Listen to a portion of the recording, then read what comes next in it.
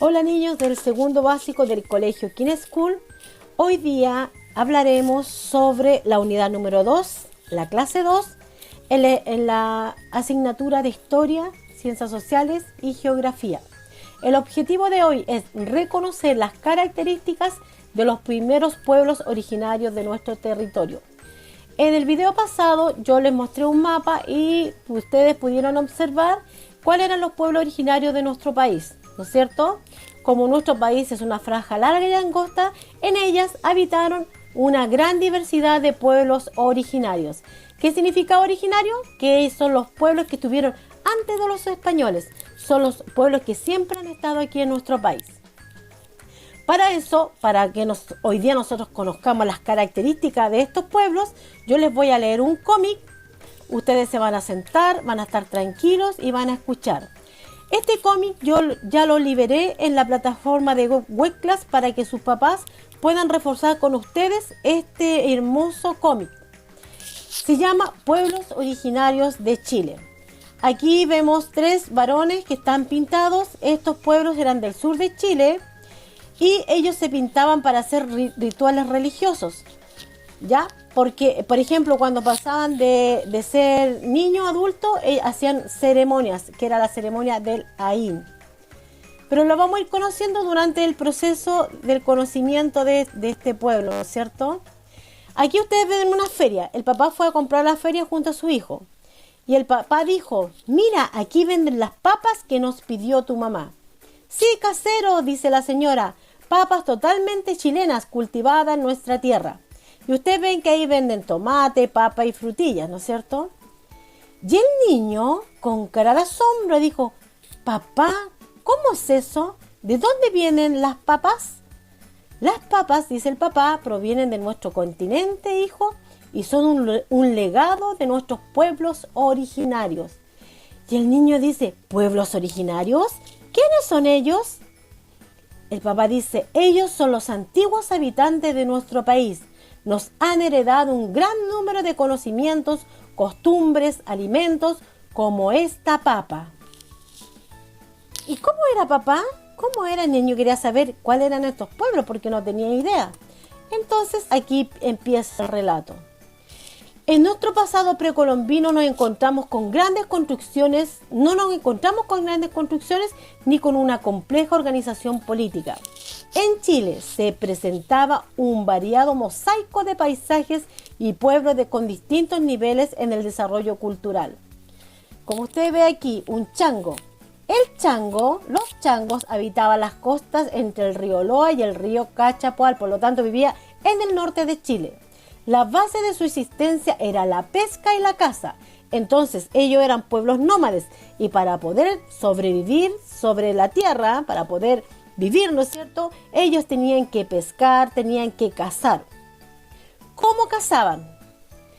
Ellos cazaban, ¿no es cierto?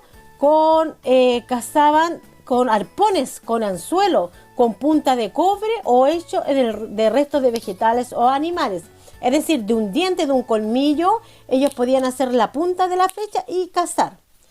Un elemento característico de los changos eran sus embarcaciones. Estaban hechas con cuero de lobo marino inflado. Aquí, esto antiguamente era un lobito, ¿no es cierto? A este lobo ellos lo cazaron, el lobo marino, le sacaron su piel y lo inflaron e hicieron esta embarcación. Entonces ellos para poder cazar un animal tan grande como una ballena, ellos trabajaban con varios grupos en sociedad, ¿no es cierto? Ellos trabajaban con otros compañeros, no lo hacían solo. Ellos siempre trabajaban con varios changos, iban en su barcaza y cazaban este animal gigante. Después ellos se repartían sus carnes, se repartían los huesos, las costillas y todo lo demás entre los demás compañeros. En los oasis cercanos del río habitaron los atacameños. Este pueblo alcanzó un grado de desarrollo cultural superior y recibieron de la influencia de los incas.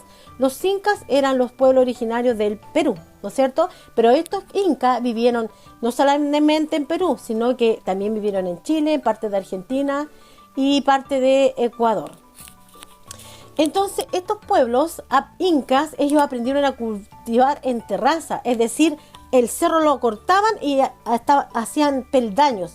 Y en estos peldaños ellos cultivaban sus papas, sus frijoles o lo que ellos tenían para cultivar en ese tiempo. Entonces dice que este pueblo aprendió de los incas esta forma de cultivar. Entonces dice, el territorio, dice, cosechaban especialmente maíz, quinoa, frijoles, domesticaban las llamas, que las consumían su carne, sacaban lana y usaban como animal de carga. Trabajaron los metales, el cobre, el bronce, el oro y la plata y elaboraban tejidos. Por lo tanto, ellos, aparte de cultivar sus terrenos, también ellos trabajaban, eran como mineros, porque trabajaban el cobre, el bronce, el oro y la plata.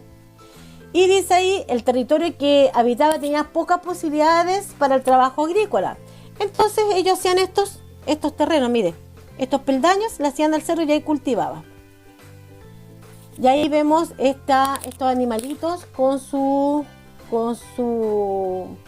todos estos indumentarios, ¿no es cierto? Ahí habían sus jarros mire, ese tiene una forma. Aquí ellos hacían canastillos, hacían cestos. Ellos construían su propia ropa. Acuérdense que antiguamente no habían tiendas, no había mall, no había Falabella, nada de eso, sino que ellos tenían que cazar el animal o criar ese animal, sacarle la lana, cortarle la lana, después hilar la lana y luego tejer. No era tan fácil. Ahora tenemos todo más fácil.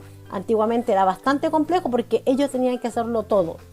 Entonces el papá dice, más al sur, entre el río Copiapó y Aconcagua, vivió otro pueblo. Y el niño dice, yo sé, son los dieguitas. Ellos vivían en el norte chico, ¿no es cierto? Entonces, estos pueblos dieguitas practicaban la agricultura. Su alimento principal era a base del maíz. Cultivaban también las papas, las calabazas, que es el zapallo, la quinoa y los frijoles, que son los porotos. Hacían tejidos multicolores y trabajaban en metal como el cobre, el oro, la plata y el bronce. Por lo tanto, ellos eran grandes agricultores y aparte ellos también trabajaban la minería. Los dieguitas fueron grandes artistas y se destacaron especialmente en la alfarería. Su cerámica tenía diferentes formas y diseños. Las piezas más comunes son el jarro pato y el jarro zapato. Aquí está el jarro pato. ¿Ve que tiene forma de pato? Es el jarro pato y el jarro zapato. Ellos, ¿de dónde sacaban la greda o este material? Lo sacaban de la tierra. Entonces juntaban tierra, luego le echaban el agua y hacían como un barro, ¿no es cierto? Y este barro le sacaban todas las piedrecitas y luego ellos podían hacer su cerámica. Igual que en Pomaire, ¿no es cierto? Y lo pintaban con colores rojos, con colores azules, con colores negros. Ellos eran muy inteligentes, entonces era un pueblo sedentario. Acuérdense que los sedentarios son aquellos pueblos que aprendieron a cultivar la tierra, ¿no es cierto? Por lo tanto, ellos se asentaron en un lugar determinado para vivir. Y los pueblos nómades, los que andaban de un lugar a otro buscando su alimento para vivir. Entonces este papá dice, más al sur habitaba otro pueblo que se hacían llamar gente de la tierra. ¿Saben quiénes son? Los mapuches. Mapuche significa gente de la tierra, porque ellos saben que hasta en la actualidad ellos cuidan sus tierras. Los mapuches, fueron valientes guerreros, lucharon contra los españoles durante más de 400 años para que los españoles no se apoderaran de nuestro país. Dice, ellos detuvieron a los incas que avanzaban desde el Perú, los enfrentaron en una batalla a la altura del río Maule. Desde entonces los incas detuvieron sus conquistas y establecieron pucarás o fuentes a orillas del río Maule. ¿Qué son los pucarás? Los pucarás son un tipo de construcción hecha de piedra. ¿Y para qué eran los pucarás? Los pucarás estaban siempre en el cerro, como está aquí en San Bernardo, que está el pucará de Chena. Si ustedes tienen alguna vez la oportunidad de ir en la punta del cerro, todavía quedan vestigios de estos pucarás que lo hacían de piedra y eran para protegerse y para mirar si venía algún enemigo. Y ahí ellos también se protegían. Continuamos. Dice, este pueblo habitaba en el río Choapa hasta el seno del Reloncaví. Estaba integrado por tribus sin unidad política, varias familias emparentadas formaban un clan o lob. Sus integrantes se reunían en caso de fiesta y ceremonias rituales. La unión de varios lob se denominaba levo. Estas se reunían en caso de peligro, de matrimonio o para ejercer justicia o en peligro o en caso de guerra. Y ahí ustedes lo ven que están divirtiéndose, están jugando a la chueca, ¿ya? Que es el juego típico de nuestros pueblos mapuche. El tiempo de paz, el lonco era el jefe de varios lob. Cuando habían conflictos se elegía un jefe militar o toqui para resistir a los conquistadores, los levos, y se agruparon en ayerehues, nuevos levos. Después dice, los mapuches practicaban la agricultura. Si practicaban la agricultura, era un pueblo sedentario, ¿no es cierto? De manera rudimentaria. No tenían sistema de regadío ni abono. Las siembras más comunes eran el maíz, las papas, los porotos y el zapallo. Entre sus pasatiempos destacaba el juego de la chueca o el parín. Y esto todavía se hace. Yo he ido, por ejemplo, en el sur, cuando voy al sur de Chile, yo he podido ver que ellos todavía juegan a la chueca. Acá, sigamos. La vida religiosa de los mapuches partía de la idea que elementos de la naturaleza estaban dotados por un espíritu. Creía en un ser superior, creado por el pueblo que habitaba en el cielo, al cual denominaban Pillam.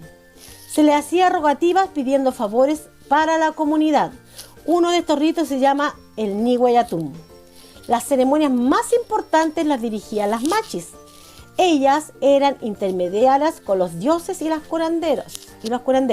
Estos chicos todavía se hacen en la actualidad y se hacen en el equinoccio, ¿no es cierto? Cuando entramos en invierno, ellos hacen esta fiesta.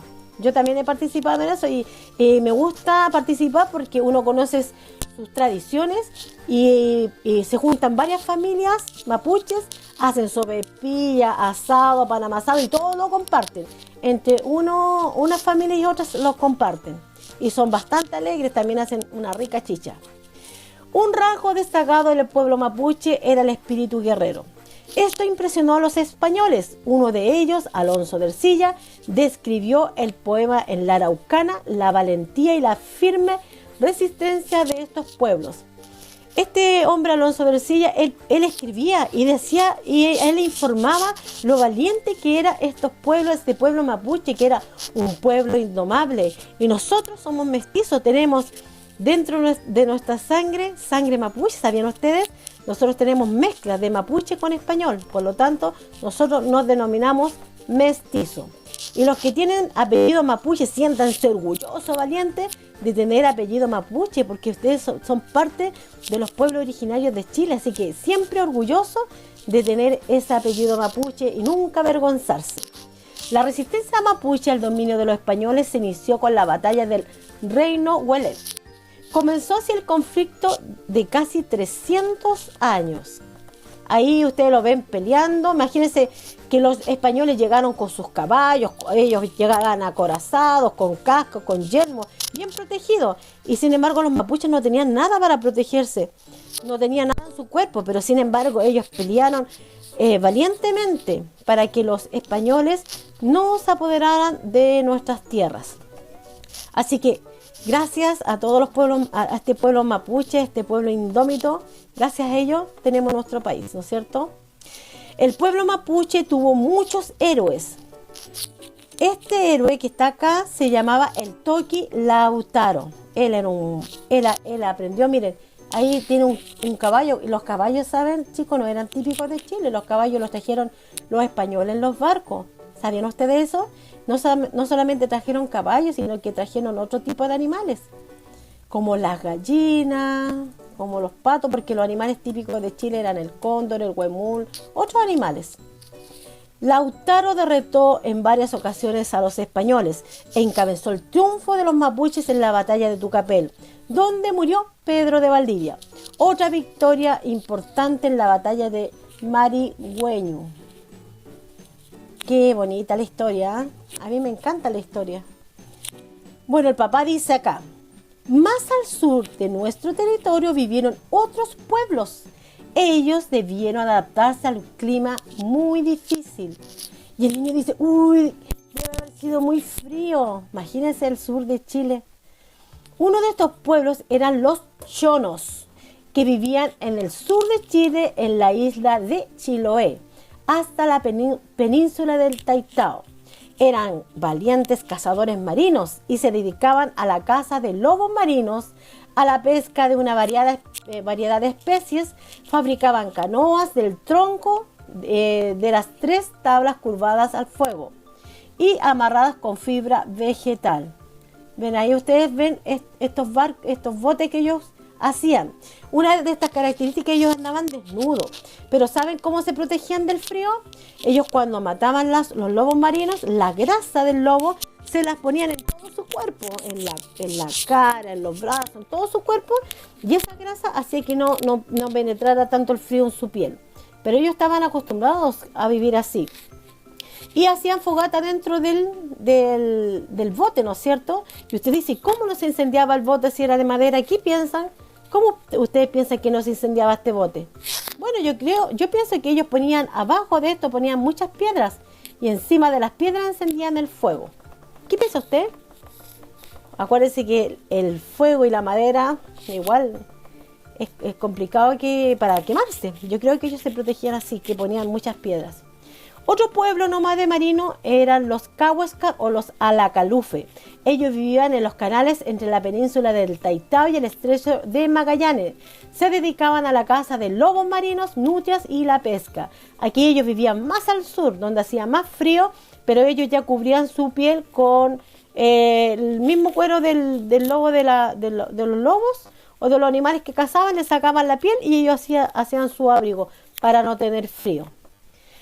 Se desplazaban en canoas hechas con corteza de árbol, pescaban con anzuelo de madera y arpones de huesos y madera. También estaban los Oras, que vivían más al sur, o los Secman, que habitaron la Tierra del Fuego, y hace más frío. Eran cazadores terrestres, aunque también capturaban algunos recursos marinos. Como vestimenta usaban las pieles de los zorros, huemules y los guanacos para protegerse del frío. Ahí ustedes ven que están con las pieles para protegerse del frío. Continuamos avanzando. Tenían un rico mundo de creencias religiosas y costumbres que se expresaban en las ceremonias sociales, mitos y leyendas. La principal ceremonia era el Aín, rito de iniciación para los jóvenes. La pintura corporal era muy importante para este pueblo. Permitía expresar el estado de ánimo. La participación en eventos y en actividades, además, la pintura los cubría del frío. Por lo tanto, ellos se pintaban sus cuerpos para hacer rituales, ¿no es cierto? Acuérdense, cuando ellos pasaban de ser niño a adulto, ellos hacían un ritual que se llamaba Aín. Y acá, algo característico, que es un Moai. En la isla de Pascua habitaba otro pueblo originario con una historia o una cultura muy interesante que se llamaban los Rapa Nui. ¿Ven? Ahí están esas culturas que son los Moai. Este territorio incorporó a la soberanía chilena en el año 1888, luego de la negociación realizada por el comandante Policarpo Toro, como ustedes ven en la imagen. Y el papá dice, el origen de esta cultura se remonta a inmigrantes de la Polinesia, que llegaron a Rapa Nui con el rey Otumatua.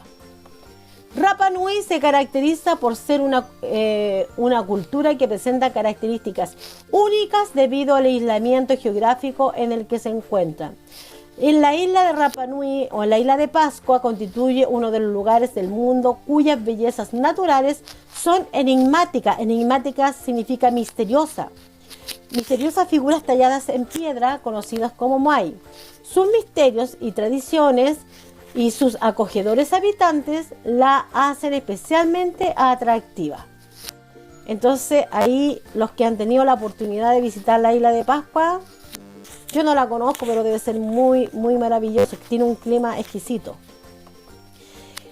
Estos son nuestros pueblos originarios, dice el papá, y debemos estar orgullosos de nuestra historia, cultura y tradiciones.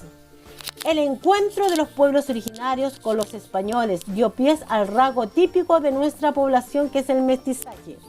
Acuérdense que este español se casó con esta mujer mapuche y tuvieron un hijo, y él es mestizo, significa que tiene una unión de sangre, ¿no es cierto? Tiene el mestizaje, tiene sangre de español y sangre mapuche. Otra particularidad que también es legado de nuestros pueblos originarios es la importancia que le dan origen al cuidado de la naturaleza y del medio ambiente. Y aquí tenemos nuestros animales típicos que están en nuestro escudo nacional, que es el cóndor y el huemul. Y aquí tenemos estas manos que están protegiendo el planeta, que son las manos de los mapuches, gente de la tierra. Ellos cuidan la tierra, y es lo mismo que nosotros tenemos que hacer, cuidar nuestra tierra. Ya, chicos, aquí se terminó entonces este cómic, y para terminar ustedes van a tomar sus cuadernitos, van a escribir la pregunta y luego ustedes van a responder. Dice, primera pregunta, ¿a qué llamamos pueblos originarios? Entonces usted pone, los pueblos originarios son. Número 2, antes de la llegada de los españoles, ¿existió un solo pueblo original? ¿Qué piensa, sí o no? ¿O había más? 3, ¿cuál es el nombre del pueblo que resistió valientemente la invasión española? ¿Cómo se llama ese pueblo? Y tiene que estar orgulloso de ser o pertenecer de ese pueblo. 4, ¿qué características traían los pueblos de la zona sur de nuestro país? Y pone las características de cada uno de los pueblos de la zona sur de nuestro país. Pero vamos a comparar la número 5. La número 5, ustedes van a hacer un listado de pueblos originarios y luego me van a poner la característica de cada uno de los pueblos originarios en su cuaderno. Cuando ustedes hagan esa actividad, me la hacen llegar a través de la plataforma. Ya, chicos, los vemos, que Dios los bendiga y nos vemos en el próximo video. Chao, niños. Chao.